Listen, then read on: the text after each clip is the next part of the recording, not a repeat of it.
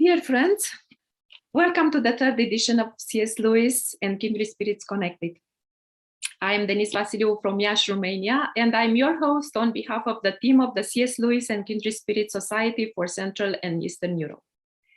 We are here, 300 participants from 23 countries. We want to share the joy of fellowship, even if it's not in person. It is great to be able to see each other and to be together. And also, we are here to learn about C.S. Lewis and to discover new insights from his wisdom. This time, our theme being Imaginative Hospitality. I want to thank you all, but I thank you to our special guests that we have today, to all the professors from Alexandru Ioan Cuza University of Iași and from other universities from Romania who are present, to representatives of various C.S. Lewis societies from all over the world, and to all of you who are interested in C.S. Lewis's and Inkling's heritage. And I thank you to all the students, more than 100, that are here with us, because you are the hope that love for literature and truth will continue. Thank you also to Kirsten Johnson, who is mediating the conversation today for us. She is George MacDonald Scholar from Canada. She is co-chair of the George MacDonald Society and the founding member of the C.S. Lewis and Kindred Spirits for Central and Eastern Europe. What I can tell about her is that she's a passionate lover and supporter of all we are doing here in Iași, and she has been part of our conferences, and she has been a wonderful friend. I will just invite her to present our guests and to introduce our speakers, and we are eager to hear everything you have prepared. And I hope we will have a great time. After 1 hour and a half, we will remain for a C.S. Lewis and the Kindred Spirits Connected session, as we got used to speak about future new projects and to get to know each other better. So, Kirsten. Thank you so much, Denise, Dr. Vasiliu. It is a pleasure to be here with all of you.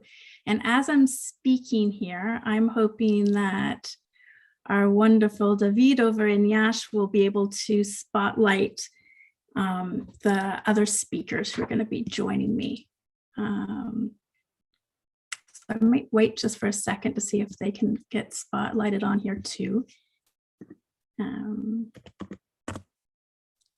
Might be able to join him myself. Let's see, I think I can spotlight the speakers, but not myself. So I think I will need assistance from Iași to spotlight me.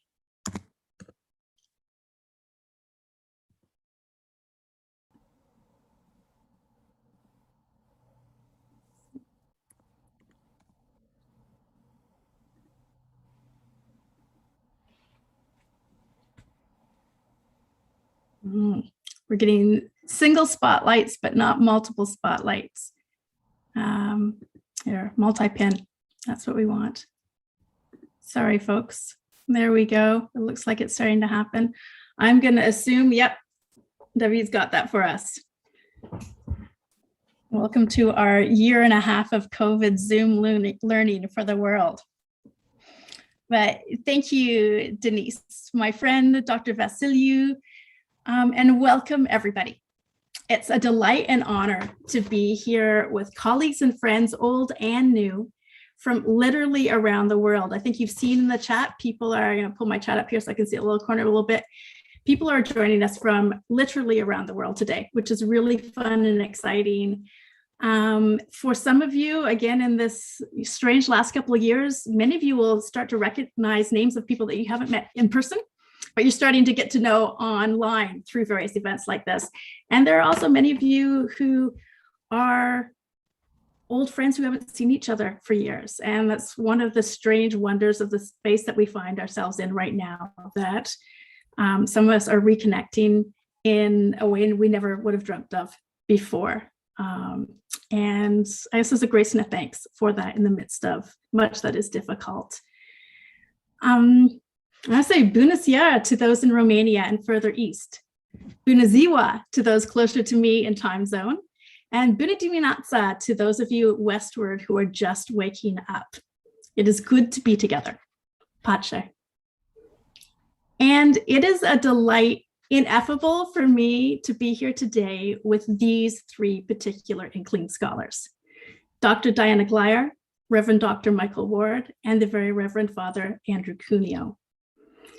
I wish we could all be sitting in the same room, but I remain grateful even to be gathering with you three here on the screen. And I am so pleased to be able to share with all of you who have chosen to join us not just the gems of insight, wisdom, factoids that each of these folk bring to the virtual table, but even more so, pleased to invite you into the space of friendship, collegiality, and history represented here. All three of these scholars have been honored for their work in Inkling studies. All three have delighted not only in teaching students, but in delving deep into archives and primary resources. Intellectual rigor, intellectual integrity, the rigor of research, and respect for their subjects has compelled their work. As you will see, they're interested in their subjects for reasons far beyond intellectual swagger or prestige. Communication and community matters to them. And they all take friendship, relationship seriously. There are many stories I could tell, but I shan't. In case anyone's getting stressed right now, I promise I shan't. However, I will tell you that Dr. Ward and Father Andrew both danced at my wedding. Back in the late 1890s, not that far ago. Despite that beard, it wasn't that long ago. Back in the 1990s in Oxford, not only did they challenge, prod, enthuse with me over matters Inklingsish, but Dr. Ward challenged me to give my first ever Inklings lecture. And Father Andrew set me up with a job that would lead to my first opportunity to teach the Inklings. All three of us had the privilege of tutoring on behalf of Father Andrew's then doctoral supervisor, a kind and wise scholar named Francis Warner. Some of you may recognize that name because this man was C.S. Lewis's last graduate student. Others may know him from his poetry, his plays, or perhaps even his introduction to Wybrew's book on Orthodox liturgy. Francis mentored and encouraged us each in different ways. And he's a bond between us, as is another friend and encourager and model for all four of us here. I promised I wouldn't get emotional here, but as is another friend, encourager, and model for all four of us here, Dr. Glyer as well, but also of Dr. Vasiliou, indeed the very, I'm gonna miss his name, the Inkling scholar, Christopher Mitchell. Look, that was perfect. The recording did not get my little mess up there. Let me try again here. Another bond between all of us is the friend and encourager, the late Inkling scholar, Christopher Mitchell. Christopher was not only a friend and encourager and model for all four of us here, but also, as I was attempting to say, also of Dr. Vasiliou. And I think this is important to note that indeed the very fact that this event is being held and hosted by our colleagues in Romania is in large part due to Dr. Mitchell's collegial generosity and encouragement to Dr. Vasiliou in the early stages of her own journey as an Inkling scholar. Dr. Mitchell would be delighted to know that we were all gathered here today for such a topic as this. He would also be thrilled to know that not only has Father Andrew been a guest speaker in Dr. Glyer's classes, but that Dr. Ward has actually narrated the audio version of Dr. Glyer's book, Bandersnatch. I do not think that it's incidental that such as these men, Christopher Mitchell and Francis Warner, are two of the Inkling scholars in our own inheritance, men for whom hospitable relationship, community was and is paramount. Now, I'm going to introduce each of these scholars here a little more personally, and then we're going to move more specifically into the discussion of today's topic. And yeah, I encourage you to understand even what has unfolded already, and this discussion is all integral part of what we're discussing today. And as we talk, take up a pen, scribble down ideas, thoughts, questions you might have. Feel free to continue to use the chat box for chatter, but hold your questions for the speakers until the question time. And which point in time we'll have you direct message those questions to Dr. Vasiliou in the chat. Her name is under Denise Vasiliou. And if you could send your questions specifically to her. This is not just because I'm terrible at tracking the chat. I know some people are brilliant at tracking the chat and tracking what's going on online. I'm not good at that. So even if you say hello to me personally, forgive me if I don't see that, because I'm just not good at taking both things in at the same time. But it also means that way Dr. Vasiliou can collate some of the questions. If there's multiple people ask the same question, it just doesn't get lost in the chat, etc. So it just makes things work better for us. So when you have your questions, save them till the end. And when you have them, please send them directly to Dr. Vasiliou, and then she'll collate them and send them on to me. And then I will ask them on your behalf to our guests. A reminder to mute if you haven't. It's easy to forget, and sometimes we accidentally unmute. That's happened to most of us. So have grace for others if that does happen, but do your best to ensure that it doesn't. And Father Andrew, I've mentioned your Oxford dissertation with Francis Warner, so why don't we begin with you? The very Reverend Father Andrew Cuneo, as was referenced in the advertising, wrote the first ever Oxford PhD on C.S. Lewis. He originally arrived at Oxford from Stanford to do an MPhil on English Renaissance literature, a perfect foundation for studying C.S. Lewis, who had once taught that subject matter himself at Oxford. Before completing his studies, Father Andrew assisted Walter Hooper with research on the unpublished letters of C.S. Lewis, the subject which then became the focus of his doctorate. Since returning to the States, Father Cuneo has taught at Hillsdale College in Michigan and St. Catherine College in California, and is on the board of directors of the Orthodox Sacred Music Library. As a parent of 4, along with his wife, Elizabeth Erica, Father Andrew is the founding priest at St. Catherine Orthodox Church in Carlsbad, California.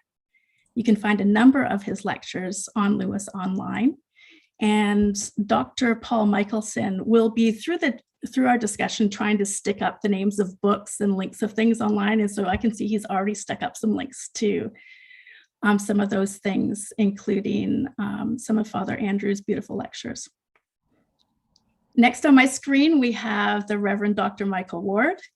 When Dr. Ward and I first met, he was actually living in the Kilns, C.S. Lewis's home near Oxford. A student of both Oxford and Cambridge, he did his PhD at the Institute of Theology, Imagination, and the Arts at St. Andrews, where we both had the privilege to be supervised by Professor Trevor Hart. I can even remember an excited email late one night when a certain cosmic connection was made. Perhaps best known for Planet Narnia, but author of numerous other writings, including the recent guide to Lewis's The Evolution of Man, called After Humanity, Dr. Ward travels extensively, lecturing upon especially Lewis and the theological imagination. When not traveling or teaching, either in his role as professor of apologetics at Houston Baptist University or as a member of the Faculty of Theology and Religion at the University of Oxford, he is fulfilling duties as a Catholic priest. Some of you here will have the opportunity to see Dr. Ward in some of his clerical vestments this week, though in the guise of an Anglican priest, because he plays the role of C.S. Lewis's vicar in a film being released on Wednesday in multiple countries called A Most Reluctant Convert. And again, Dr. Michelson will stick a link up in the chat that will give you an opportunity to see if that film is playing in your country, and if so, where. Dr. Glyer teaches in the Department of English and in the Honors College at Azusa Pacific, a Protestant university in California. She has, upon occasion, also taught art.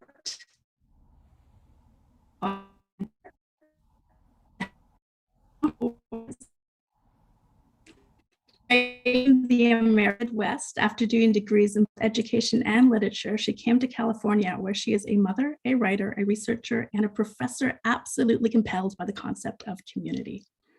Dr. Glyer has lectured and published widely for many years, but is best known for her landmark study of the Inklings called The Company They Keep.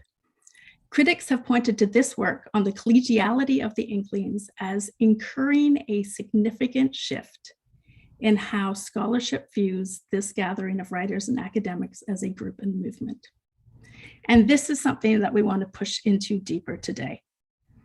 Dr. Glyer's university lists one of her areas of expertise alongside archival research and Inkling studies as collaborative writing. I hope that more of what is meant by collaborative writing will come out in conversation, but for now, Dr. Glyer models this expertise yearly in publication projects that she conducts with her students.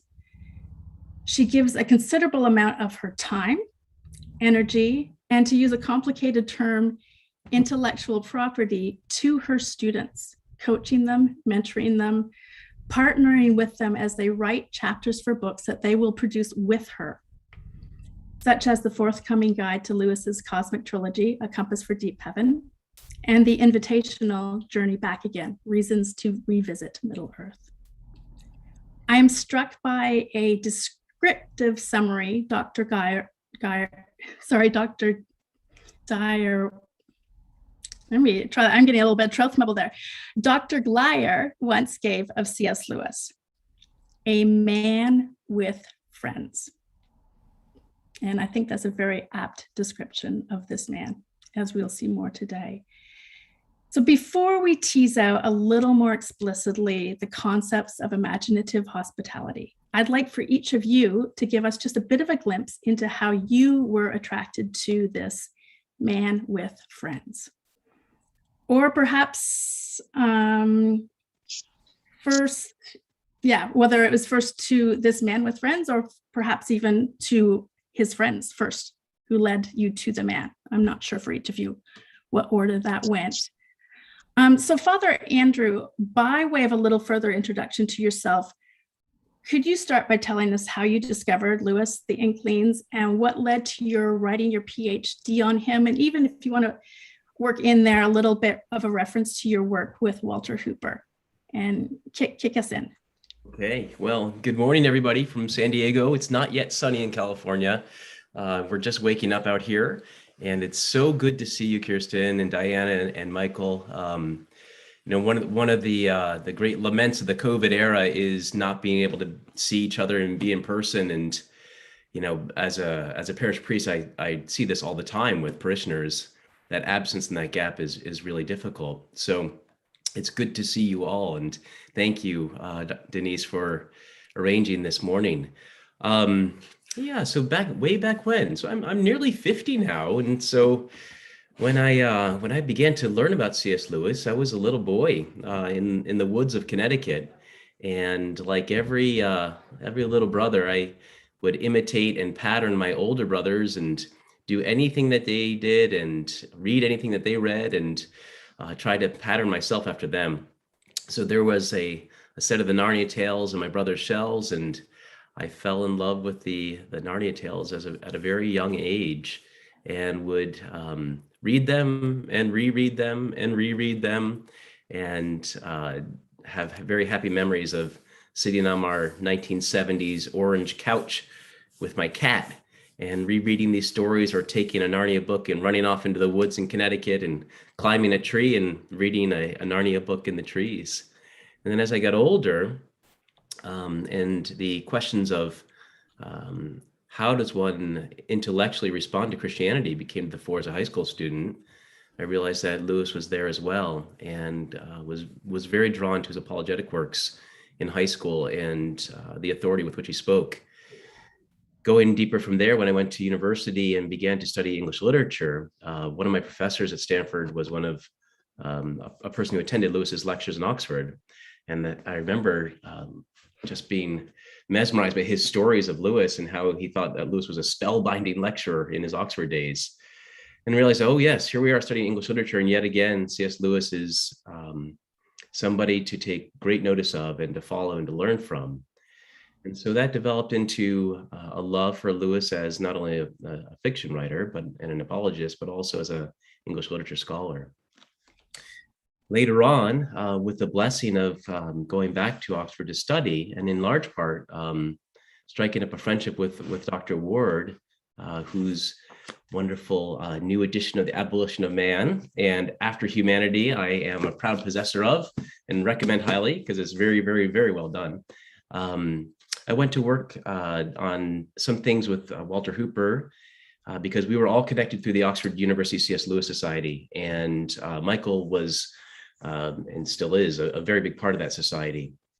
And so it came to light that there were thousands of letters by C.S. Lewis that were in the archives of Wheaton College, Illinois, and in the Bodleian in the University of Oxford that had not been published. So, selections of that have been published. And so Walter Hooper, of blessed memory, Walter was preparing all these thousands of letters and doing the scholarly research for them. And he needed somebody to type.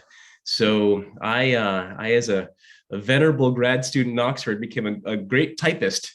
Walter would lend me his laptop, and this is a laptop from the 1990s. So you have to imagine what kind of dinosaur machine this was. And he'd send me off to the Bodleian, and I'd have this little laptop, and we'd call up these great big books of these unpublished letters.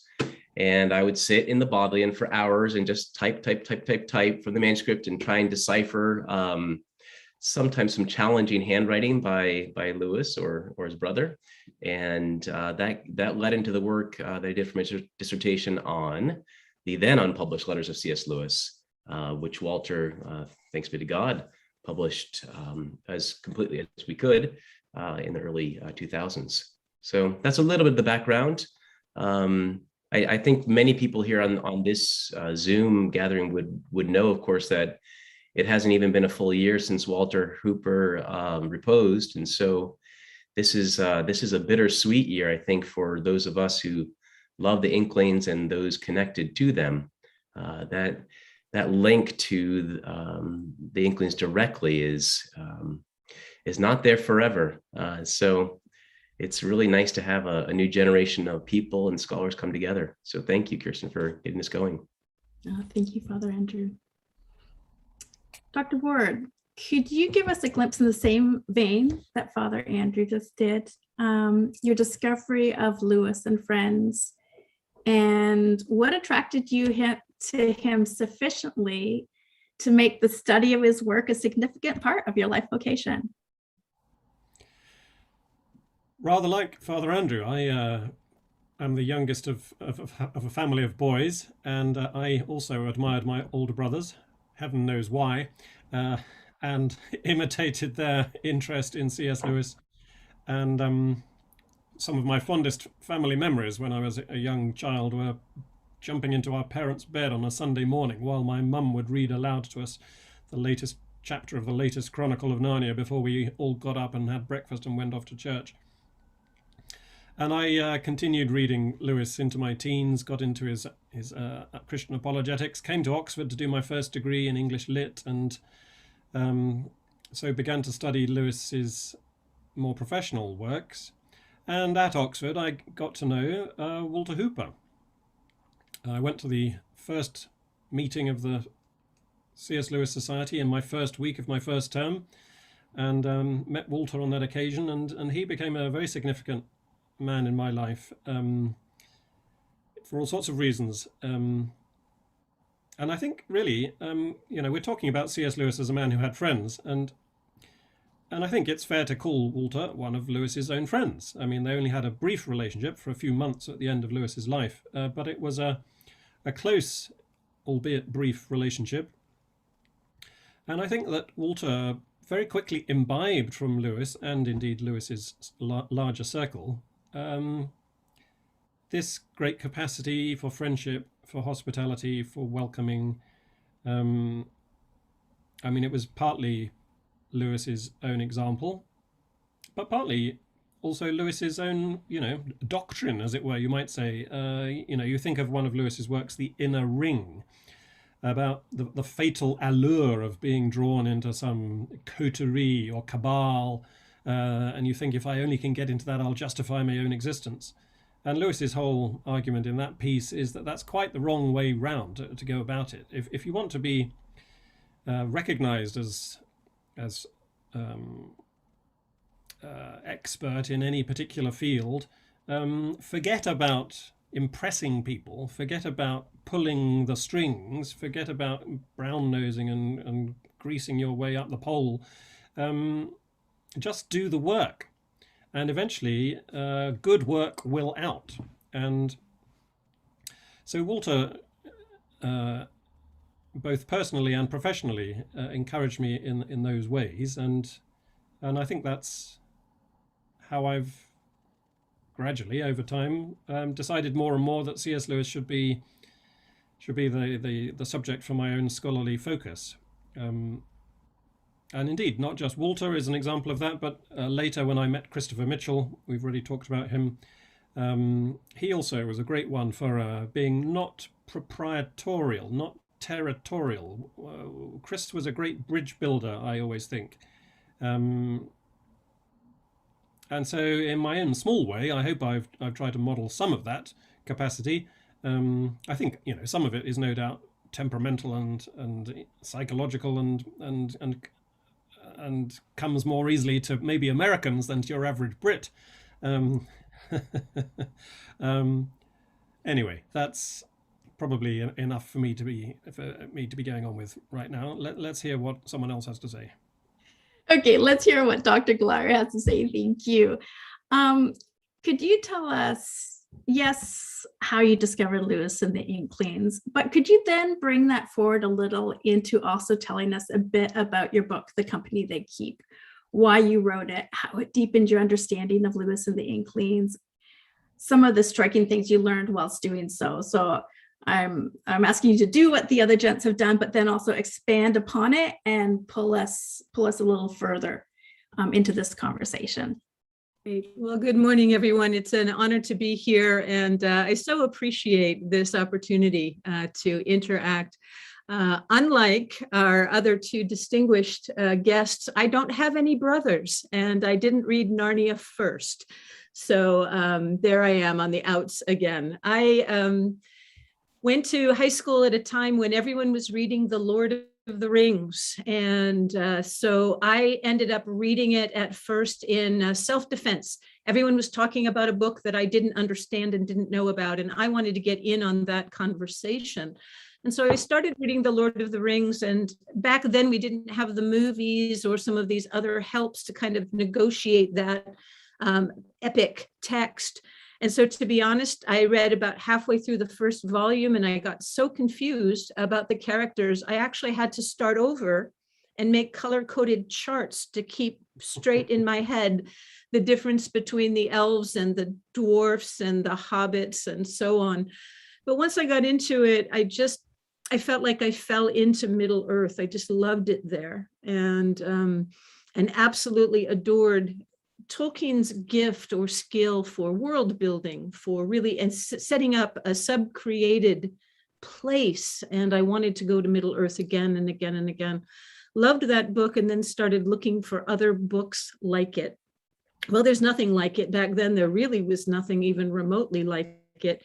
But as I was searching, I stumbled across C.S. Lewis's Out of the Silent Planet. Now, at that time, I was a brand new Christian. I didn't grow up in the church. I was a new Christian.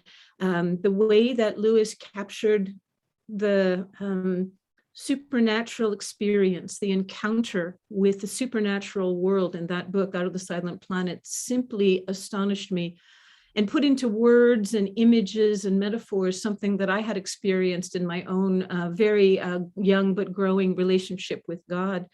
And so I became quite enamored of Lewis's books, starting with Out of the Silent Planet first. Over time, I discovered that Lewis and Tolkien were friends, and I was absolutely floored to discover that my two favorite authors actually knew each other. And I became almost desperate to be a fly on the wall at those conversations. I wanted to be sitting at the next table at the Eagle and Child pub, just sort of eavesdropping on everything that they said to one another. And so, Kirsten, to your question, I became fascinated at trying to understand the answer to two big questions, I guess. What did Lewis and Tolkien say to one another? And then what difference did these conversations make to the books that they were writing? Because one of my interests is just in the creative process. You know, I love discovering what happens in between the moment one gets a spark of an idea and the moment when you're holding in your hand that physical manifestation of that book, that incarnation of that spark. And so I was very, very interested in how conversations between Lewis and Tolkien impacted their creative imagination. And I was surprised to find that there hadn't been a lot written on that. And at the time, most of what had been written was an emphatic denial of influence between the two. That really puzzled me. How do you spend that much time with someone and have them have no influence on your work? Even more, how do you get together regularly for more than 15 years, reading rough drafts aloud and talking about them into the wee hours of the morning without there being some kind of influence? And so that was the intellectual problem that occupied me for some years. So the company they keep was the result of that inquiry, more than 20 years of investigating that. And I think for me, for what it's worth, the thing that sort of opened the door was trying to understand what people meant when they said that the Inklings had no influence on one another. And so for me, perhaps the most important contribution of that is a larger question. When we're talking about influence, are we talking about imitation? Are we talking about doing the same sorts of things? Did they influence one another by becoming more like one another? And what I find among the Inklings is exactly the opposite. They influence one another by bringing out the best in the other, by allowing one another to become more authentically themselves. And so influence isn't a matter of imitation. It's a matter of encouragement and conflict, contradiction. It's a matter of editing and suggestions, all toward the end of bringing out the best in the other. And so that's the goal of the company they keep, is to try to answer the question, what did they say? What difference did it make? And to demonstrate this lively interaction that wasn't competitive, but involved a great deal of conflict and confrontation that was not only welcome, but that I think all of us hunger for. Those other voices that'll come into our lives and speak truth in such a way that we ourselves are changed and transformed by it. Beautifully said.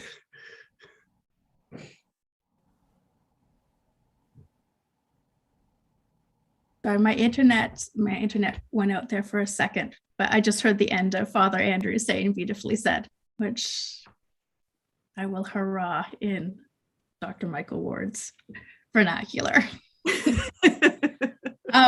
Just reflecting on what you just said, Dr. Glyer, it reminds me of, we had a conversation last night, Dr. Glyer and I did, and I kind of got overly excited about something that I think is actually really pertinent to this conversation. And that is that I think it's helpful for us to know, if not recognize, I think many of us do not know, that the very reason the discipline of English literature arose was rooted in hospitable engagement in community. In 1842, a man named A.J. Scott became the first ever full-time English literature professor in London as late as 1842, late 1840s. And he and his friends, who together shaped this discipline, were passionate about hospitality. And not just were they passionate about it, but they're actually famous for it. People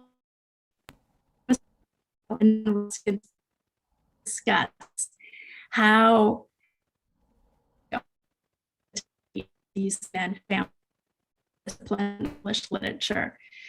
Hospitality meant so much more to them than opening up their homes and tables to other people, which they did do. But it meant being hospitable in dialogue, hospitable in attitude towards others, whether they agreed with them or not. And I think this is some of what Diana's pulling us into. This was imperative for them, whether engaging with colleagues face-to-face or when doing literary criticism, whether one subject was a contemporary or from ages past, which is perhaps a novel concept for some of us today. But these were the men who founded the discipline of English literature. George MacDonald named A.J. Scott as his most significant mentor and modeled that attitude of hospitable engagement, not only relationally, but also in his own career as a literature scholar and as an author. As did, we are learning, the man who named George MacDonald as his most significant mentor, C.S. Lewis. It's a compelling inheritance, I think, of which all of us are or can choose to be a part. And Father Andrew and Dr. Ward, I'd love if you guys could respond, you gentlemen could respond with some of your thoughts, encouraged by what Dr. Glyer has spoken about. Father Andrew, do you see a special, or did you see a special evidence of this collaboration, this community orientation in Lewis's letters when you were weaving through them, or amongst the folk who knew him with whom you engaged? Because you had a chance to engage with a lot of people who knew Lewis personally when you were doing your research. And then we'll follow up with Dr. Ward, but Father Andrew, could you dive into that a bit? Sure, yeah.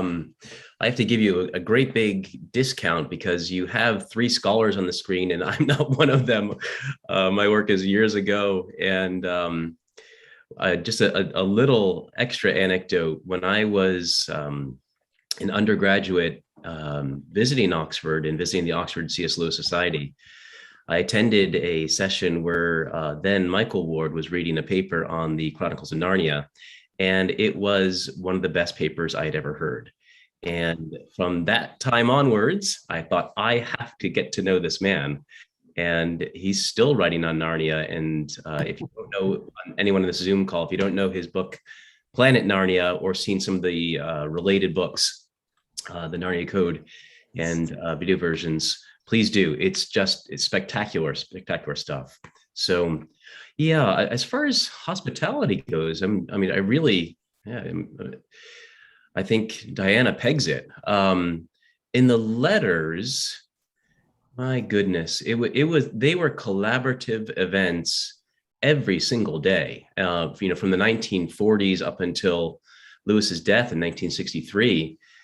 And I say collaborative because it really was a joint effort with Lewis's brother Warnie. And they would spend nearly 2 hours every single day just answering letters. And this was the bane and the curse of popularity, because once the broadcast talks and Screw Tape Letters and related books became well known, as Lewis said, every bore in 2 continents is writing me, thinking that I want to write back. And so they would collaborate for hours every single day, often 7 days a week. And one little thing that stuck out to me when I was typing them was I would type the date of the letter and then of course the letter content, but I can't tell you how many of those letters had the date of December 25th as the header. In other words, they had so much correspondence that Warnie and C.S. Lewis had to go through that they were answering on Christmas Day. And there's a interesting letter that Lewis wrote to his godson, and he said, I'm writing, forgive me for not writing even more, but I'm writing about 7 letters every single day, and this was in the 1940s. And so there's about 3,500 letters out there that we have of C.S. Lewis, but if you do the math of 7 letters a day for those decades, or 2 hours a day, you're looking at something well over 10,000 that were done and not, we don't even know what they say. So Warnie would help and collaborate and support his brother as the secretary, whether it was directing Jack Lewis to the letters that needed to be answered at that point, whether it was taking by dictation, the very letters that Lewis would dictate to Warney at the typewriter. And I know many of you know that that typewriter still exists. This is, speaking of old computers and typewriters, this typewriter still exists. And Warney was a hunt and peck typer, so he didn't really know how to type, and so he would hunt and peck these letters and by dictation for hours. And sometimes Lewis would delegate responses to Warney to write the entire letter, and then Jack Lewis might sign it, but it might also be signed C.S. Lewis by Warney's hand.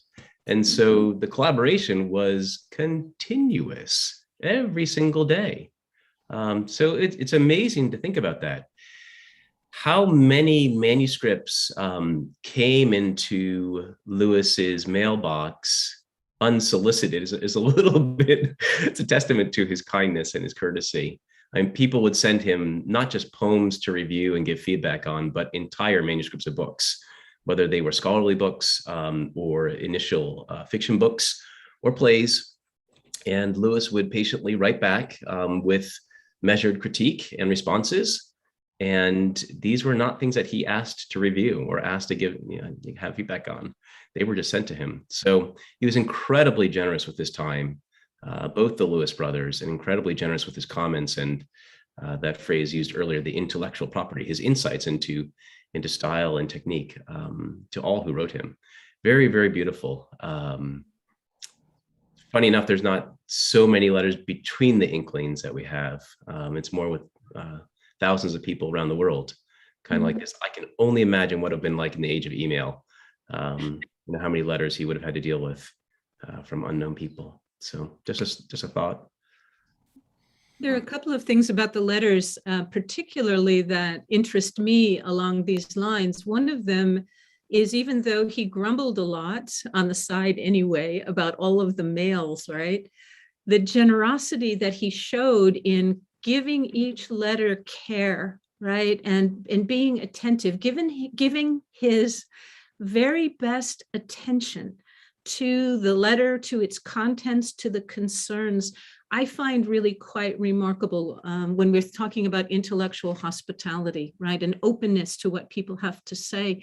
And I think, Andrew, correct me if you have a different perception, but one of my perceptions as I read through the letters is that Lewis was also very generous in adapting even his own writing style to the person he was writing to. And so when you read them, they're not all in a single, I will assert my own voice kind of manner. There are letters to children that are beautifully simple. There are letters to widows and women that are incredibly compassionate. And then you have these letters that are much more academic in tone. And so there is an adaptability in his desire to communicate in a way when he's most likely to be heard, to truly connect person to person with whomever he's writing to.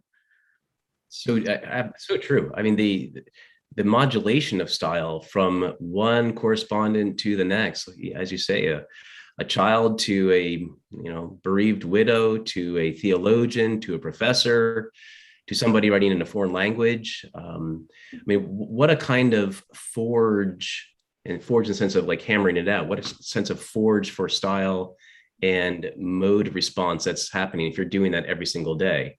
You do anything for 2 hours every single day, it's going to change how you write and how you think.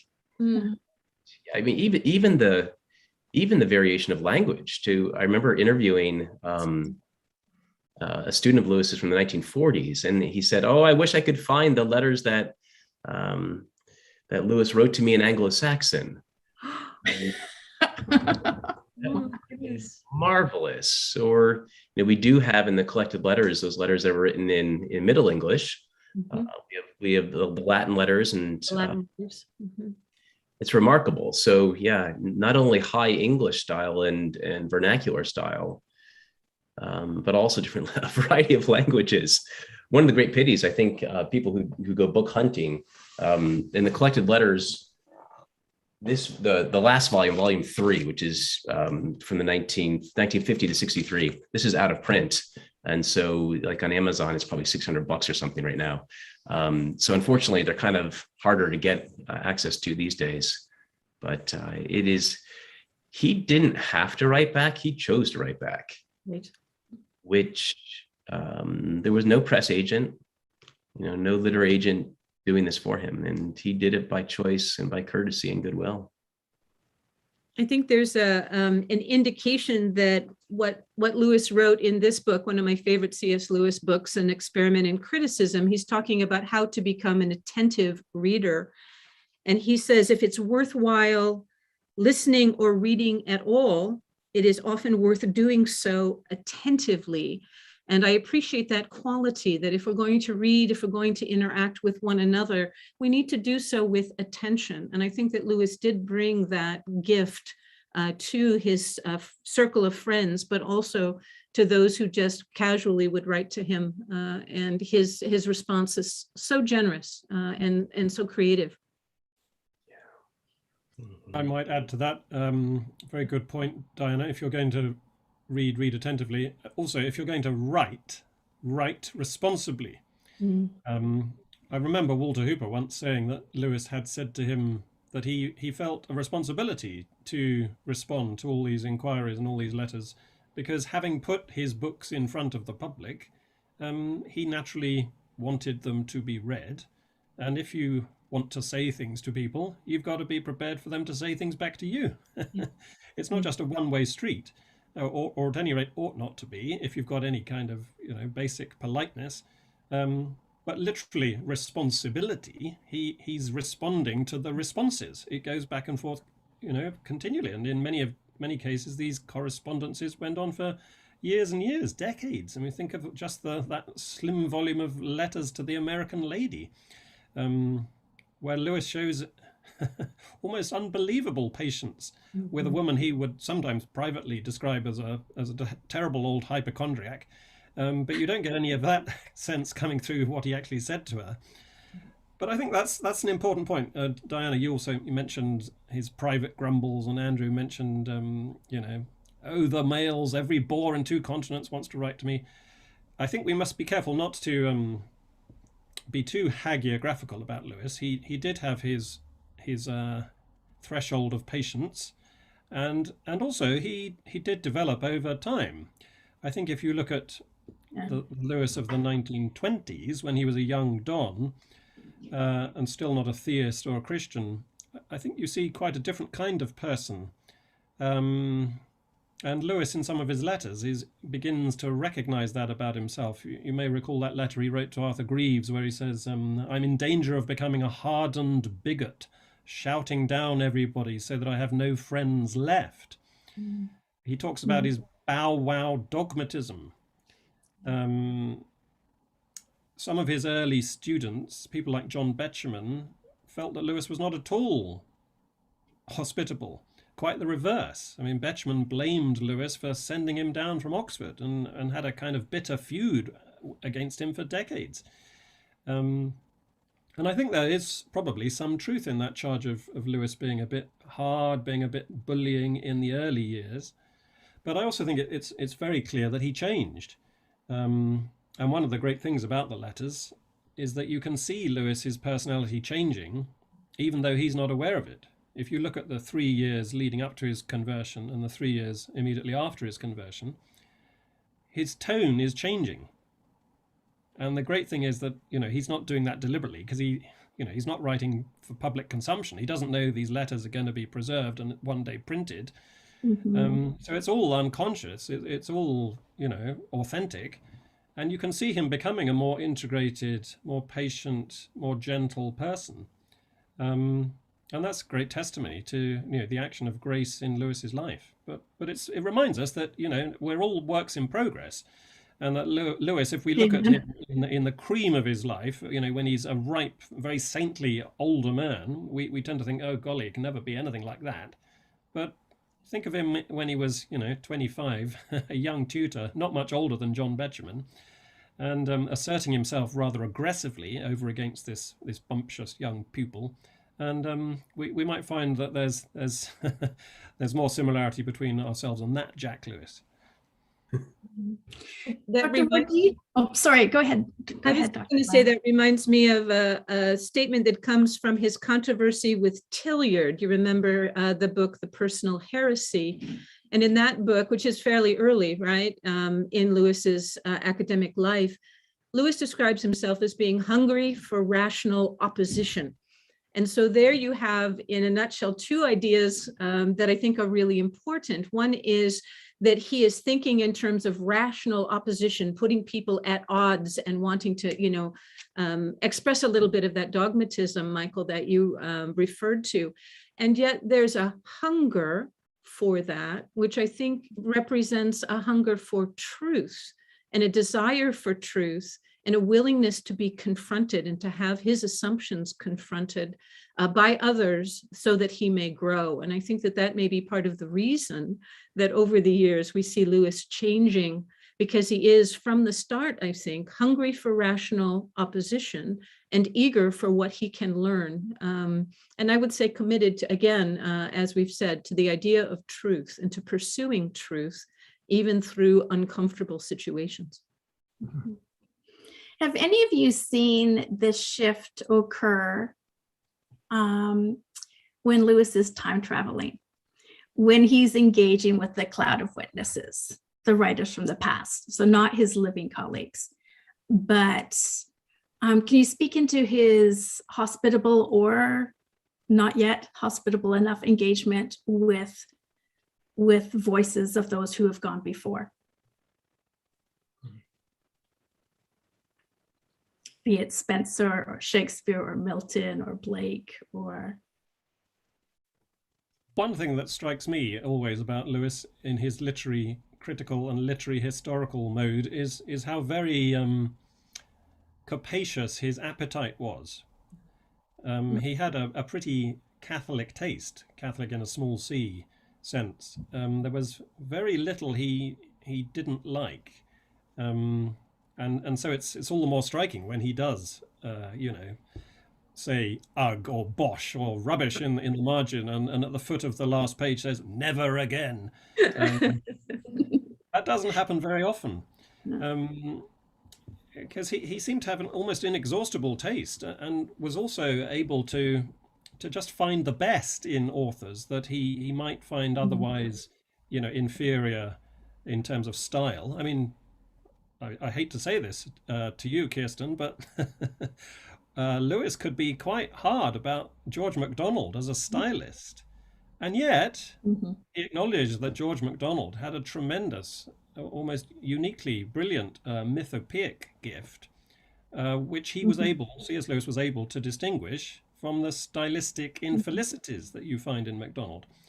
And so that's always struck me as a prime example of, you know, what St. Paul talks about in terms of charity, that charity bears all things and hopes all things and believes all things and forgives all things. And you see that attitude of charity in Lewis's approach to the figures of the past. He was amazingly magnanimous. There are very few people that he regards as, you know, sort of beyond the pale. I remember there was that time when some student of his was wanting to set up a new magazine.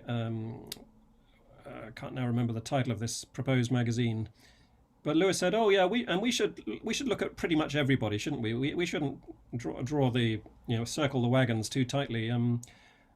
Let's try and avoid people who are morally deleterious, like or just unserious, like Oscar Wilde." I remember that he mentions Wilde as someone that he thinks is not really worth engaging with, and that's highly unusual, because you find other examples like Marlowe or Carlyle that Lewis disliked intensely and disagreed with intensely, but would never shy away from in terms of literary or critical engagement. So just to find that one example, and I think it is the only one I've ever come across of him saying, "Oh, well, let's shut the door on Wilde." That's highly unusual. Something you said there just pulled my brain into reflecting on the fact that Lewis was an Anglican who's been embraced by various other Protestant denominations, some very different from his own. people who think very differently from how he thought, from whom he would think very differently. And I'm wondering if there is, as you're relating, an attitude of hospitality in his very crafting and in his theological attitude that makes way for this. And I'd love to, I've heard Father Andrew speak a little bit on this topic in regards to Lewis's Orthodox readers. I've heard you reference Lewis as possibly the most popular and well-regarded Protestant writer in Orthodox circles. Why do you think Lewis has been granted this space? And Dr. Ward, I'd love to hear you follow up on that, on whether you see similar resonances in Catholic regard as well. But Father Andrew, why do you think he holds this space? Yeah, it's so interesting. I don't know if everybody is aware of what the Orthodox Christian taste for Lewis is like, but it's been there from the get-go. Even back in the 20th century, Metropolitan Anthony Bloom, who was a very prominent public figure within England in the Russian Orthodox Church based in England, had a great admiration for Lewis and Charles Williams. And Lewis himself was in good contact and steady contact with the first professor of Eastern Christian Studies at the University of Oxford, Nicholas Zernov. So if you know the name of Metropolitan Kallistos Ware, Professor Zernov was his predecessor, the first holder of that chair of Eastern Christian Studies.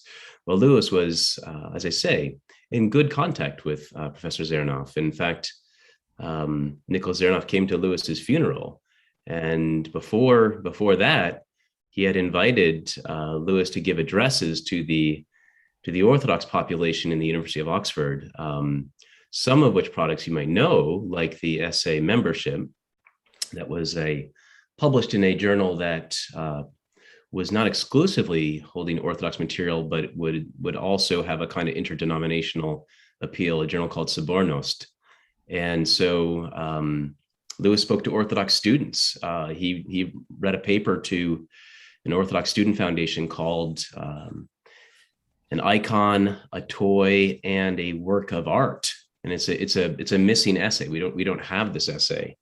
But it was clear that even in the 1950s, late 40s and 50s, and certainly 60s, his interaction was not only with people of different religious traditions in the Inklings and the university, but also in an Orthodox context. It's remarkable how much appeal he had. So why? Oh my goodness, it's hard to say. I don't in any sense want to make Lewis, a crypto Orthodox or a soon to be Catholic or anything like that. No, he's very, very squarely Anglican and wasn't really pulled into any, in either of those directions, as far as I can tell. But one aspect of Lewis that is certainly appealing to the Orthodox readership is, I think, his sense of the sacramentality of language.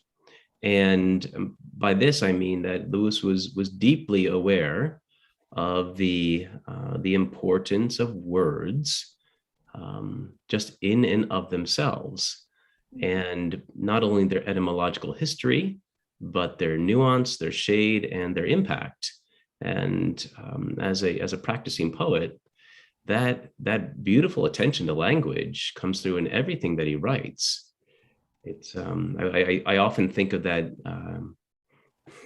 that comment he made about I consider it a profanation to eat while reading poetry, because the eating would interrupt the language.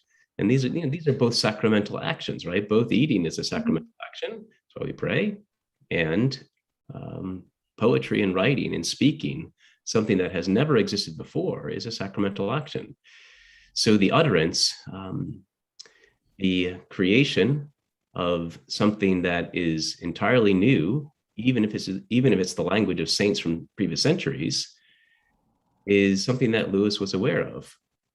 And that ability to convey grace and beauty and truth through his language, I think, appeals to any Christian, Orthodox or not. Nevertheless, I could go on for a long time on this theme, but I don't want to monopolize. We're going to have a whole nother round 2 or maybe round 3 and 4 at some point in time. Okay, I'll answer your question from the Catholic perspective, Kirsten. Yes, Lewis was an Anglican, but one of his best friends was Tolkien, a very devout Catholic. Quite a few members of the Inklings were Catholics. Havard was one, for instance. Gervase Matthew was a Dominican friar. George Sayer, one of Lewis's closest pupils and friends, was a Catholic. Indeed, I think it was Hugo Dyson who said, "If any more damn papists join the Inklings, I'm leaving." Not so much. But it's remarkable that Lewis should have become so, friendly with Catholics and so warmly received by Catholics as readers. John Paul II, most notably, was a great fan of the Four Loves. Benedict XVI admired the abolition of man. It's remarkable, given that Lewis was raised in Ulster, a very sectarian part of the world, especially back then and even still today, alas, far too sectarian probably for its own good, though much, much better than it was. Lewis was raised to be very suspicious of papists. And the fact that he overcame that early hostility as much as he did is remarkable. To suggest a couple of reasons why that might have been that he overcame that hostility and became so magnanimous. Two things come to mind. One is Lewis's classical education, that he was raised reading the ancient myths of Greece and Rome, and so a lot of his early imaginative development occurred in a pre-Christian world, or at any rate a non-Christian world, and Lewis was therefore able to see that there is, in all human beings, a certain image of God in terms of conscience, imagination, hope, and so forth, qualities, attributes which are common to all people.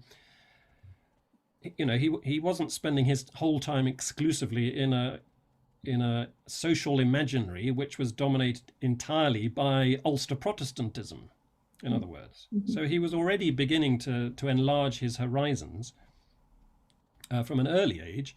And then when he became a serious scholar, the biggest book he ever wrote was his Oh Hell volume, the Oxford History of English Literature volume on the 16th century. And of course, the 16th century, for anybody in Britain, is just about the most devastating century in terms of religious and political controversy.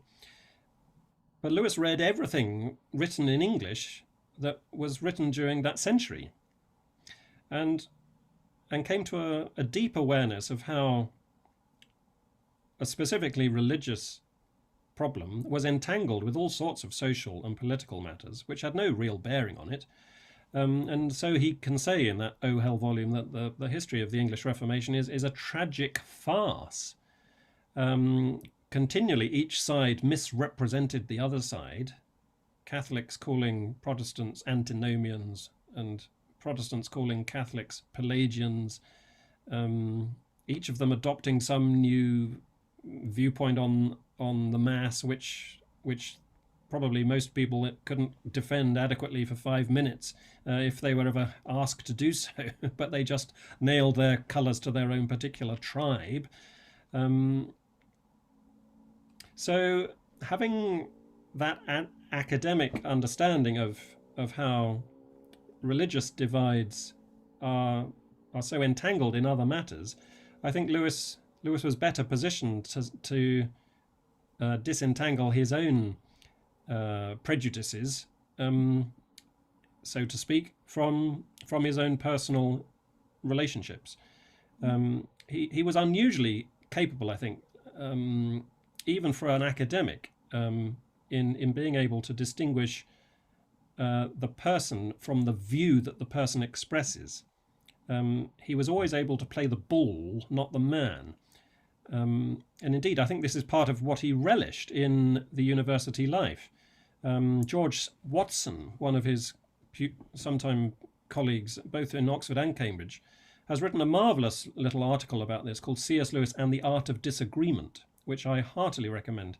And George Watson says that, you know, C.S. Lewis was this Christian conservative, and I, George Watson, was never one nor the other, but that didn't in the least inhibit my admiration for him or my affection for him. Lewis, he said, loved rational debate, and he would carry on arguments as long as reasonably possible and sometimes longer, just for the fun of it. Because this is how iron sharpens iron. This is how we arrive at the truth. And how can we improve one another if we are all absolutely identical? This is why he sought out people with whom he disagreed and was quite happy, you know, rubbing along with the anthroposophist Barfield and the Catholic Tolkien and the Baha'i-leaning and homosexual Arthur Greaves back in Ireland and so on and so forth, people with whom he disagreed on all sorts of religious, philosophical and moral matters. But so what? This is how you grow if you see other perspectives. Think of the experiment in criticism. My own eyes are not enough for me. That's true of his reading, and it's true of his personal relationships. Yes. Thank you. I'm very aware of how quickly the sand is running through the hourglass. But before we open up to questions, Diana, Dr. Clare, I would love if you could fill in give a little bit of your commentary to what these two gents have said before we move on to others. Sure. I think that Michael's really taken us to the right place in emphasizing the difference between honoring the person and violently disagreeing with a point of view, and the value of being able to do that, the skill to be able to do that. And to me, that's the heart of healthy, needed conflict and disagreement, is how do we do that? That I think is the essence of intellectual hospitality, as we cultivate curiosity so that we're not limited to our own perception, our own eyes, as Lewis says, but that we also learn how to just be more generous and more patient in learning from those other points of view, and in honoring the person, separating that from the ideas, positioning ourselves, as it were, in a way that cultivates genuine curiosity to learn more, to understand. I think that for me, the idea of intellectual hospitality really comes home when I think about the prayer of Saint Francis. And I often share the idea with my students that we pray that God would help us to seek first to understand, not to be understood. And that is a great way to inspire my students to be generous in their reading, to be generous in their conversation with one another. But I think it's just such a good rule of life, as it were, thinking about how we can do a better job of seeking first to understand before jumping in with our own points of view. Thank Yes, you. and if I may add, not just understand in Lewis's case as a tutor, but understand and advise your student how to improve the presentation of the viewpoint with Yes. which you disagree. Yes. I think it was Derek Brewer, or one of Lewis's pupils, who said that very commonly in tutorial discussion, Lewis would erupt and say, "I couldn't disagree more." But Brewer would add, he never tried to make you agree with him. He just wanted you to be able to strengthen your position, and so that it could withstand his barrage. That was one of the main purposes of a tutorial discussion. I can't help remembering when I was in grad school submitting a paper on a science fiction novel, and I was quite emphatic about a certain point, and the professor gave me 100% on the paper, and praised my perspective and my argument, and then said, "Of course, you are entirely wrong." Yes, it was a good moment. It's great. That's great. there's one aspect that does strike me. I mean, the middle of the last century is a really interesting time for the interdenominational context for England. I mean, it's there's a sense in which even in the 1940s, Christopher Dawson as a Catholic was greatly criticized for interacting with people outside of his denomination. I remember a story from Metropolitan Callistos Ware where he said he wanted to go to a Newman Society meeting because he was interested in hearing the speaker, but they at the door, and this is in the 1950s, at the door they would ask the incomers to recite the Hail Mary in order to be admitted to the Student Society meeting. And so thankfully he said he knew it and was able to be admitted. But there were still some significant walls and barriers in the last century to that kind of hospitable interaction. On the flip side, in watching Lewis develop, as Michael has said, there are so many letters that came to Lewis fishing for that conflict, fishing for a response or a debate on every possible theological difference.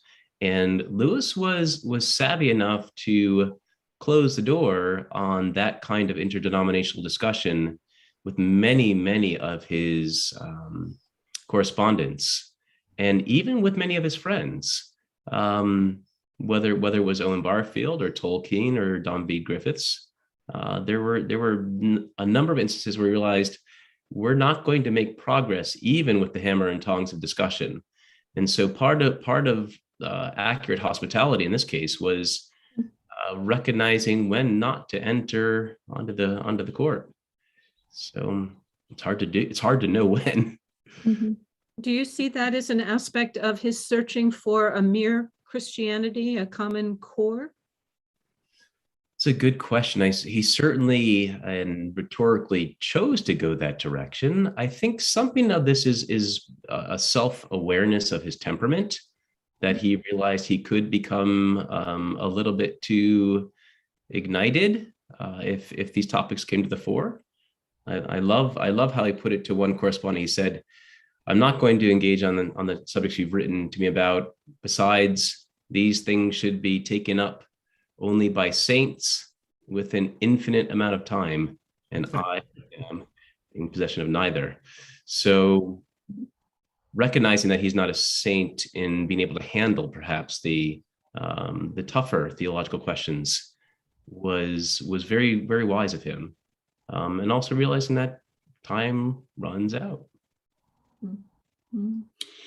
One of the first questions I have here feeds really nicely into even where we're at in this discussion. I'll just read the question straight out. The person says, "I find it curious that Lewis seems able to lead his readers to places that he himself might not necessarily go. Serious readers of Lewis find themselves converting to Roman Catholicism or Eastern Orthodoxy, or exploring their evangelical or Pentecostal faith in new ways. What is that capacity in Lewis's work that allows people to grow with his books, within his books, and yet also explore their own paths while doing so, not feeling compelled to follow his own?"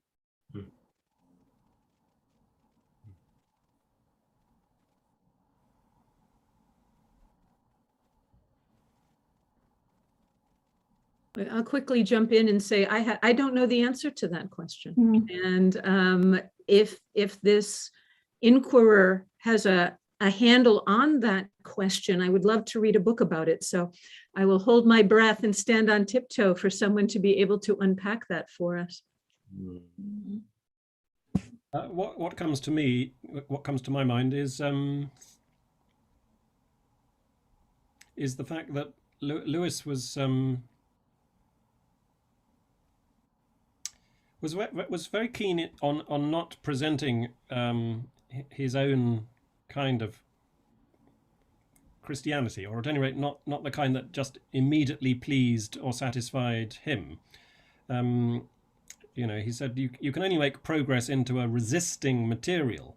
So you've got to keep alive in your understanding of the faith its objectivity, including the things that you don't like or don't yet understand or don't agree with. And I think that intellectual honesty about his own position vis-a-vis his own faith, I think is an important consideration to keep in mind in response to this question. Why do other people end up in places that Lewis himself did not reach? Well, it's partly because he keeps alive in his own presentation of the faith these alternatives, these considerations, or these options, or at any rate the sheer objectivity of the faith, which is not something he made up, and is what it is and was what it was long before he came along, and whether he likes it or not. So I think that maybe helps explain the answer to the question. It's alive. Is really the answer. The faith is alive. I was just reading today Lewis's letter to Henry Welbon, an American, and this is one of the letters which I think is not in the collected letters. It's a 1936 letter. You can find a copy in the Wade Center. And in that letter, Lewis is talking about various people that he doesn't agree with in terms of denominational allegiance. I can't now remember whether these are living people or dead figures from the past, literary figures, maybe both. But anyway, what he says that they have in common is that they are all evangelical. They believe in the gospel. They are supernaturalists. In other words, the faith is alive for them. It's not just a custom. It's not just a convention. It's not just a badge that they wear to signify their membership in a particular tribe. No, it's alive. It's good news. It's grace. It's divine. It's got a supernatural life to it. That's why he says, I have time for all these different people. Mm-hmm. And so I think that speaks to this question very well.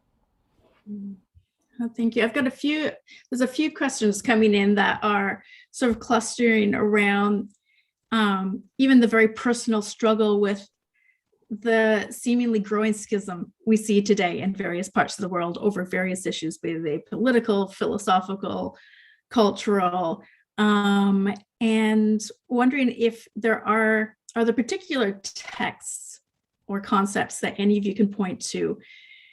I mean, you're taking us down this road already, but where we can glean from Lewis and his fellowship, even more specifically, how to remain intellectually hospitable, imaginatively hospitable, if you want to unpack that, what it might mean to be imaginatively hospitable to others when we diverge so deeply from the positions, and actually either feel that the positions are causing harm to others or ourselves.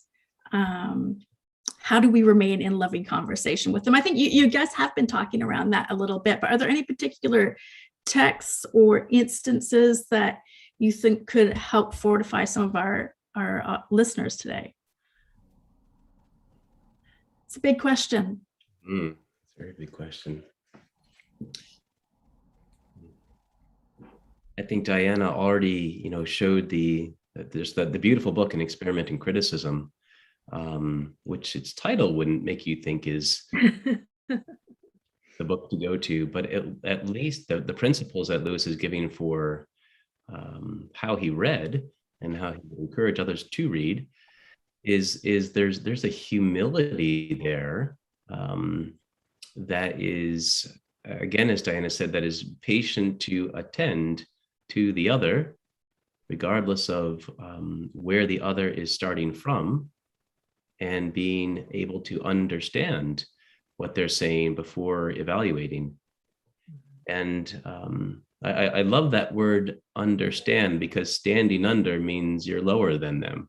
And so that there's a basic prerequisite of a virtue of humility in order to stop the conversation becoming too partisan. So when we can do that, some good things happen. But we are in a very tricky situation, and not to hold up Michael's abolition book again, but the amazing thing is that we find ourselves in a discursive environment where very basic facts of moral reality are questioned. We're not sure that there is a religious objectivity. We're not sure that there's a moral objectivity. And we're currently in a culture where we're not sure that there is a biological objectivity. And Lewis sets out the boundaries broad, but he did kind of welcome in those who assumed that there was a truth to be found, whether that was biologically or morally or religiously. And so with the denial of all the above, and even the denial of the conversation about all the above, the great thing about intellectual hospitality is that you're allowed to talk, and somebody will humbly listen to you. And that's something that we're finding a little bit more imperiled in our own age, and that's remarkable. I remember one visitor of Walter Hooper's. Her name was Natalia Trauberg, and she came to England just telling Walter about how much impact G.K. Chesterton and Lewis had in the former Soviet states, because their books that were very mere Christian were translated in Samizdat's secret literature and smuggled from one household to the other, so that people could feed upon Christianity in a culture that had rejected it and tried to extinguish it. So, and it wasn't allowed to be spoken of. So, remarkable figures indeed. The imaginative aspect of that, if we talk about intellectual and imaginative hospitality, what do any of you do with that word? What does it mean to bring our imagination to our hospitality, to our intellectual hospitality? I think you all have been modeling it.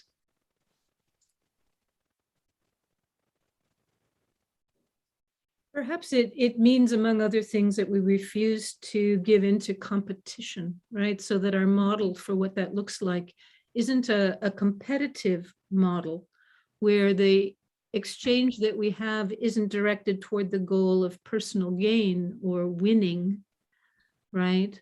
But embracing conflict, which can be very raucous and very lively indeed, but isn't directed toward the individual, but toward the quality of the ideas in a search for truth and a desire to grow and to learn, right? And I think that maybe that distinction is helpful as we imagine spaces that are directed toward growth and learning, right? Rather than this sort of competitive spirit that insists on its own way. Dr. Ward, I see you nodding. You want to add a little bit to that before we pull things in? Yes, absolutely. It's love, isn't it?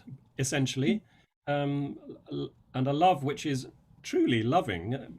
That is to say, loving the other as the other, for the other, not loving the other because of what the other can do for you, not loving the other because of what you can do for them even, but just loving the other as other, rejoicing in their otherness, their freedom, the fact that they are children of God like you are, and wanting them to be the best possible version of themselves, even if that might be slightly inconvenient for you. But if you take the alternative approach of if it's a zero-sum game, I must make you precisely like me in every respect, well, that's going to be, first of all, very boring, and if you succeed in any serious way, very dangerous for everybody around you. So this is one of the reasons why in an experiment in criticism, Lewis does like to interact with other people and people with whom he disagrees, and even that he will try and show that are mistaken in various ways, but not in a way which somehow squelches them or treats them as worthless. I'm thinking of the way that he very skillfully attacks the vigilant critics in an experiment in criticism, and he has there in his sights F.R. Leavis, one of his Cambridge colleagues, and that whole school, the Leavisite school of criticism, which I think Lewis thought was worthy of his fire because it was, in a sense, it was unloving. It was trying to restrict the approved canon of English literature to a remarkably small list of authors, it was unloving, and therefore it attracted Lewis's ire and fire. Let 1,000 flowers bloom, yes, except that flower which is poisonous to all the other flowers. In other words, love everything, but don't love unlove. That has to receive your incoming fire. It is really, unfortunately, 1:31, and our speakers all have responsibilities to run off to, and so we promised we would set them free. And I have a whole bunch of really wonderful questions that are sitting out there. So perhaps we will do round 2 at some point in time in the future. I'll remind everyone else who doesn't have something that they have to run off to that, as Dr. Vasiliou has said, that we will have time for the rest of us to continue to engage, and we can look at some of these questions together. We have a large number of Lewis scholars and readers and lovers, and Inkling scholars and readers and lovers here in the audience. And whether you have a degree or not, you may have very worthy and insightful things to say. So please join the conversation as we release these 3 off to their other responsibilities. Can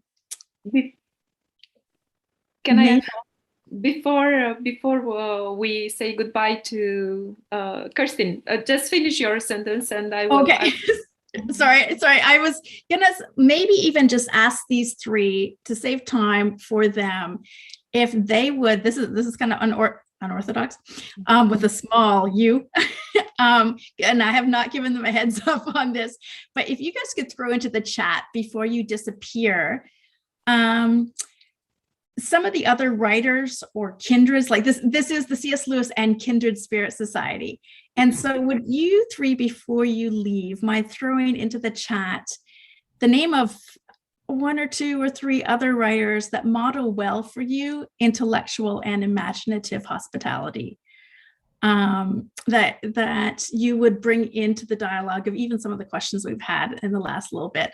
And this is completely on the spot for the rest of you to let you know I have not given them the heads up on this, but if you could throw that into the chat, that would be wonderful. And I just want to thank you deeply for this time, this rich time. Thank you for your time for this time. Thank you for modeling hospitable engagement with each other and enjoyment of each other, for how you've done that here in this space, but also how you do that in your work and in your life and amongst each other as well as your own communities.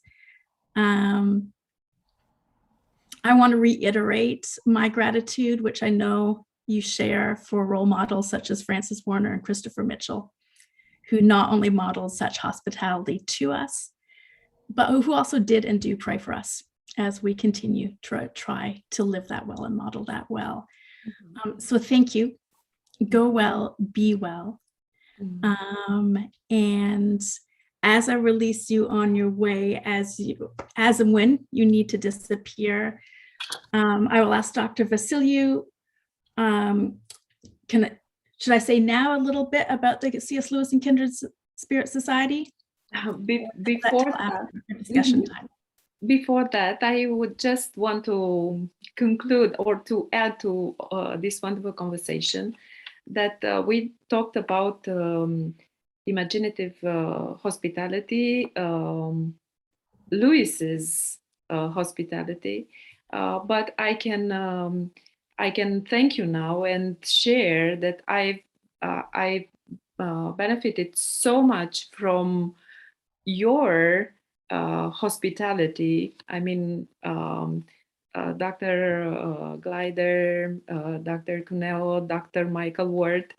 I remember every single meeting when you received me in the past, welcomed me when I was desperate for help and for guidance and for support. And I can testify that I have experienced this imaginative hospitality from each one of you.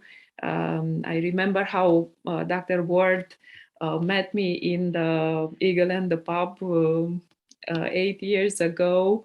And he said, after listening, he said, I have one advice. My first advice for you is go home, read every book. Start with reading everything, and then you will find a way for your thesis. And this is true for each one of you. And actually, we want to thank you for experiencing this hospitality right now, in just being invited into this world of ideas, which were shared with the heart. And we could feel it, and it was just wonderful. And it means that this is real, and we need this. We need to be modeled like this, as to be able to model it in the younger people around us. Yeah, thank you. And imaginative hospitality, it's a subject that we can think seriously about, and maybe to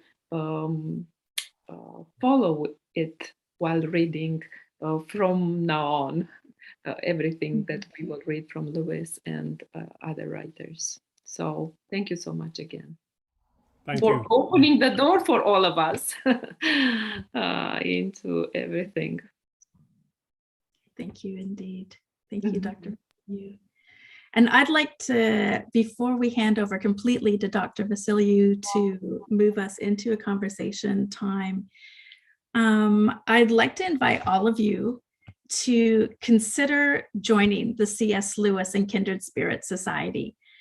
That is the organization that has hosted this event, and the organization which hosts a biannual conference in Romania, which is actually the largest Inklings conference outside of, I was going to say North America, but outside of the US. We're seeing a picture here, which is advertising this year's upcoming conference in November.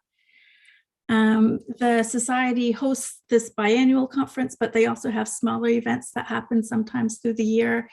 And being a fledgling society that is doing some very exciting things, there is a need, and here I'm speaking as an advocate, a need not just for membership, but a need for financial support so that they can continue to do events like this, so that they can do other events like translation. They've been involved with the translation of books by the Inklings and Kindreds, and would like to continue to translate those into Romanian, to do work with students, to continue to facilitate relationships between students and faculty, not only within Eastern and Central Europe, but globally as well. And so I think there's going to pop up in the chat a link so you can go and figure out how to do that if you're able to consider not just becoming a member, but possibly donating to the exciting work that they're doing, but work that needs help in a larger community. And I'm clearly a fan of what they're doing, and I hope you are too, once you've seen some of the stuff that they are up to. And I think I'll hand over to you, Dr. Vasiliou, at this point. Thank you, Kirsten. Except that we need help, the most significant thing is that by becoming a member of the C.S. Lewis and Kindred Spirit Society for the Central and Eastern Europe is just a great way of strengthening our efforts of promoting C.S. Lewis's heritage, the English heritage, and all the other Christian writers and thinkers. And I think this is very, very significant and important. And in order to have credibility and to be able to enlarge this vision, to have a serious number of members in the society is very, very important. And we need encouragement and fellowship and all the rest that comes with it.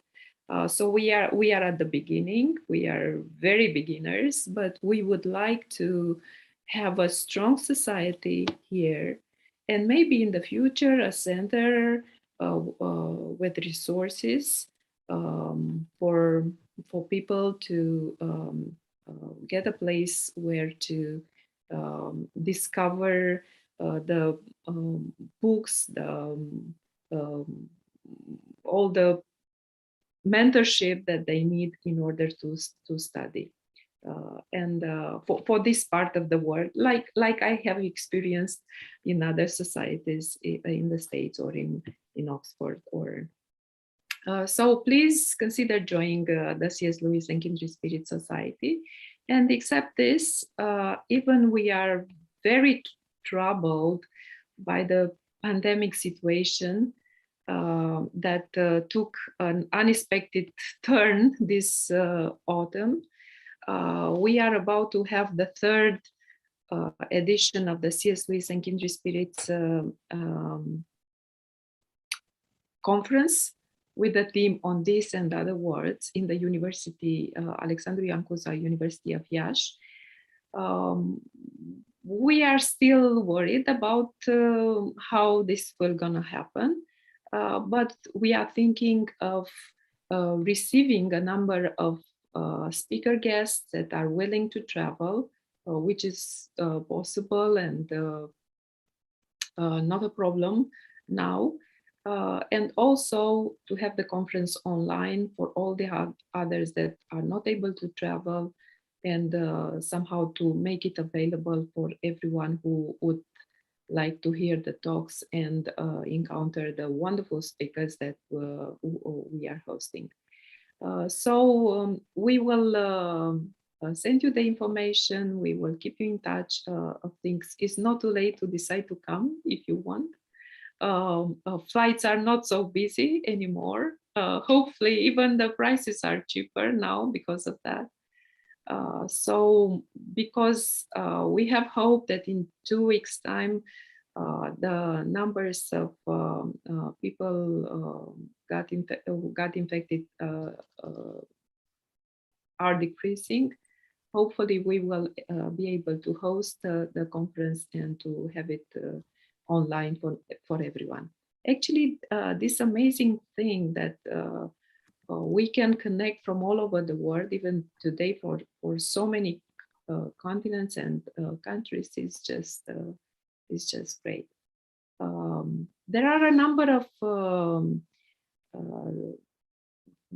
speakers here, wonderful friends who are present here in our meeting, who have participated to the previous conferences, and some of them are in the board of the C.S. Lewis Society. If you would like to add anything, we would be happy to listen, to hear. I'm glad that we have Professor Rodica Albu joined in the very last minute.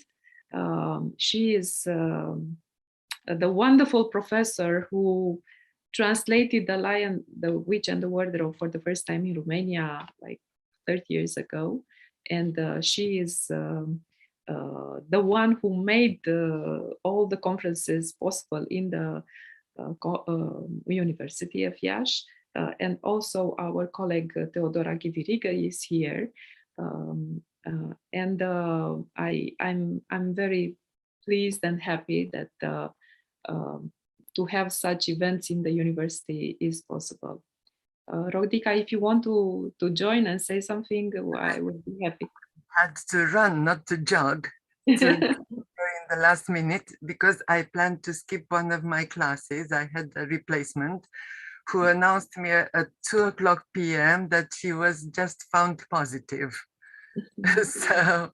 So I had to go and have my class, and I'm so happy I can see the familiar faces and the new faces, and I'm looking forward to our next big event, which is the 5th, not the 3rd. You said the 3rd, but it's the 5th. I'm sorry, the 5th. So, now I have to still gasp for air. So this is the end of my speech, but I take you all in my heart and looking forward to what's coming next in November. Thank you. And by the way, I have good news, and I have to add that when we have the conference, there will be another translation from Owen Barfield's work launched, and another fairy tale in the series of fairy tales that I started with Kirsten. So that will be a surprise. Yeah. Yeah. And we will have the launch of our first volume with articles that have been presented in the previous some of the previous conferences. It will be somehow the first book printed, published in Romania with articles on C.S. Lewis, except a very old one who was put together by Dr. Rodica Albu many years ago. Yeah, and this one is in English, so it's Yeah, and this one is in English, yes. Okay, Dr. Mikkelsen, if you want to greet us. Yes, Thank you. Thank you, Denise. Richard Schmelsley from Toronto, Yes, and the C.S. Lewis Institute here in Toronto. Thank you so much for inviting us to come in on this. You are welcome. Thank you for being here. Yes, I'm regretting that because I have a compromised immune system that I will not be with you at the end of the month, but certainly with you in spirit. And I hope that we will be able to continue to meet online, which is a wonderful opportunity, better than nothing in any case. And I urge those who are watching to support the C.S. Lewis and Kindred Spirits Society, because I'm extremely optimistic that this has a great potential future, not only in Romania, but Eastern Europe, Western Europe, and the United States. So Godspeed, God bless you, and I hope that we will be able to see you in person sooner than later. Denise, I have two friends that are Romanian pastors here in the city of Toronto, and I'm very excited to be able to connect them up with the society. So I'm looking forward to advancing them, getting them connected up with you. Thank you so much. Thank you so much. Okay, so the scene is open for any of you who would like to share or to add anything that from what we have heard. Let me throw in one other note. Yes. People who get their email address to you will get the newsletter pretty quickly, right? Yes, that's true. If you don't mind, we will send you our news from now on. Let me jump in and say I've enjoyed the discussion as well. Thank you very much for hosting it. I can testify that hospitality is indeed there in Romania, and I've enjoyed it. And thank you for what you do there. About the talk, I was just struck by the title of hospitality. I think it's an important thing. I think we sort of miss out on hospitality a little bit. And I wanted to get closer to that subject matter, just to sort of try and learn to share that. And I can learn that from you. I'm actually learning by your example. So thank you for that. And I hope to do more of it myself and invite some of you people in a future time. And also I was a little bit struck by people reminiscing about, oh, when they were young students and they were in the bodily and they were typing up Lewis's letters and how wonderful it all was. Can I just remind people that grandfather's letters are still there in the bodily. Nobody's typed them up, and they'll probably be even more interesting. So, you know, just there's still a lot more work to do. And there's a whole generation of young students who could have future reminiscences about how they were in the bodily typing up letters. So let's have some volunteers. Mm-hmm. I would encourage anybody who has not been to the Ward Center at Wheaton College.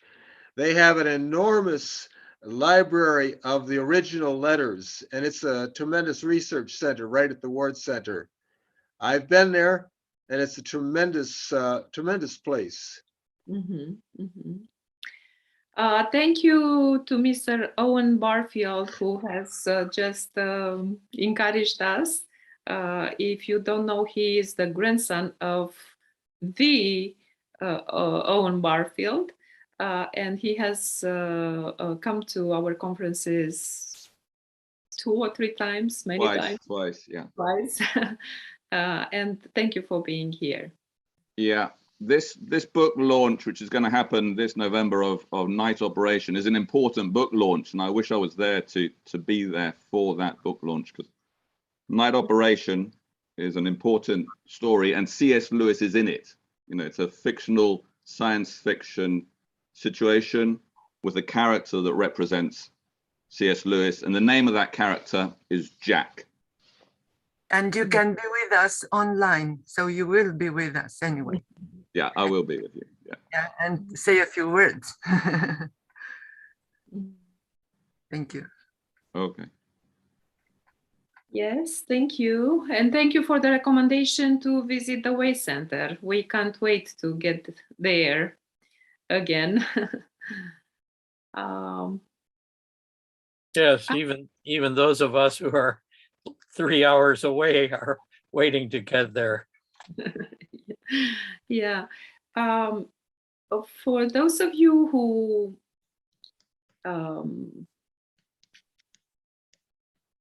are carrying in your hearts something special related to this meeting, or related to the society or our vision, you can feel free to write a few words that we can use either in our newsletters or in all the other posts that that we are having. We are working on putting up a website, so please give our thoughts and share your hearts with us, and that will be somehow a follow-up of the C.S. Lewis Connected.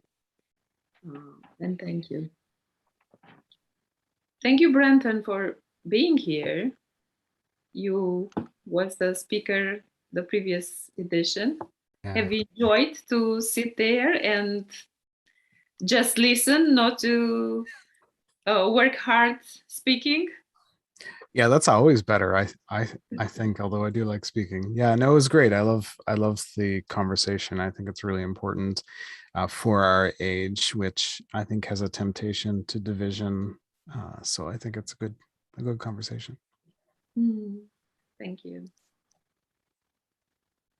Well, Theodora, if you'd like to say us anything.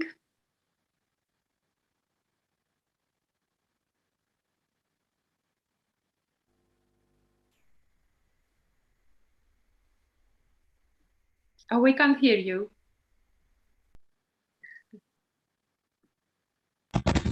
Before goodbye, I would have to say hello. Thank you, Dennis, for this wonderful opportunity, and it was great to see so many beautiful faces of old friends. It has, as always, been well. I can say that it has been a moment of growth for me. I have been given things to consider, avenues to explore, books to read, and that is always so good. And thank you for all your contributions. Thank you.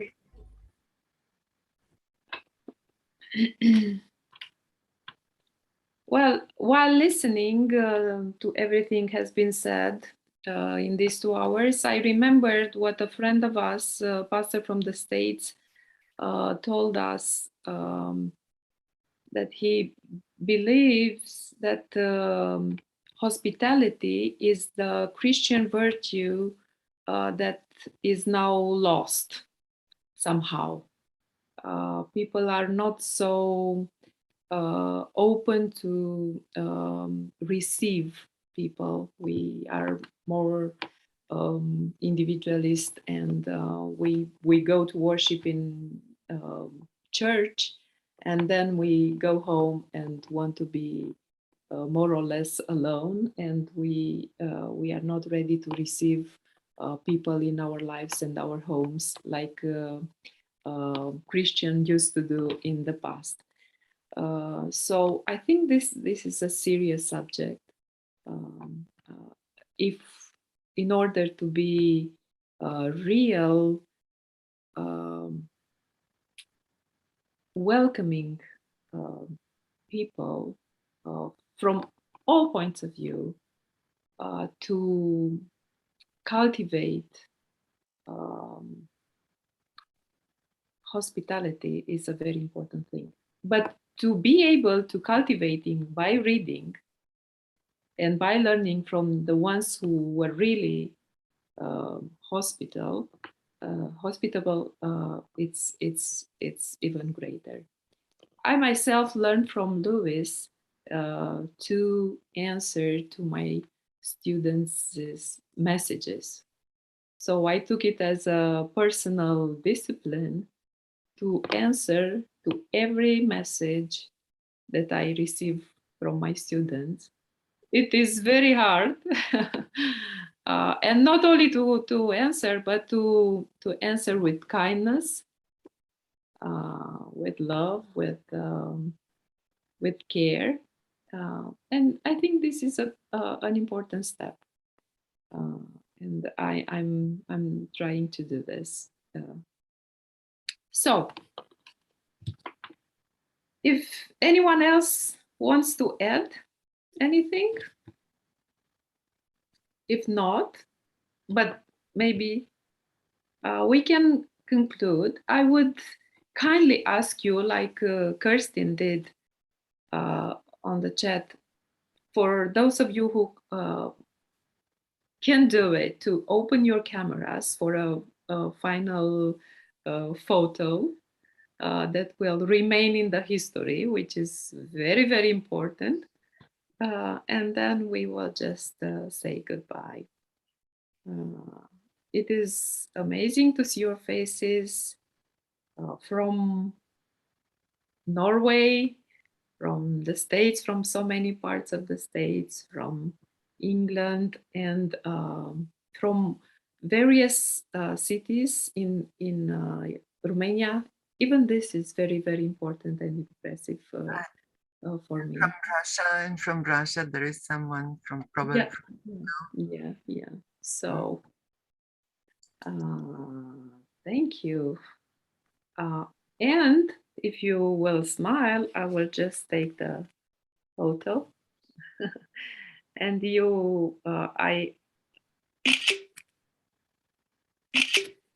okay, if you continue to open, I will just do it again. Thank you. And with your accord, I will use it, right, to tell people of what has happened. So thank you, Kirsten.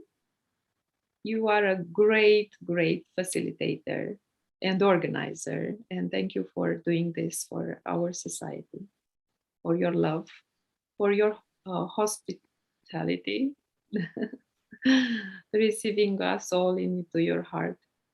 And thank you, dear friends. See you for the Next, C.S. Lewis and Kindred Spirits Connected edition, which will be soon. Thank you all, and blessings all. And thank you for choosing to be together, all of you. Goodbye. Goodbye. Yeah, it is I, Leclerc. See you at the end. See you at the end. Thank you for being here. It was a struggle all the way, but I have a big computer problem today, but David rescued me.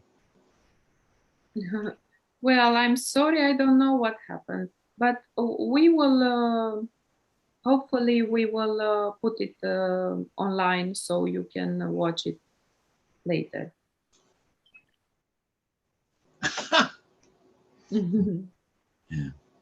Yeah.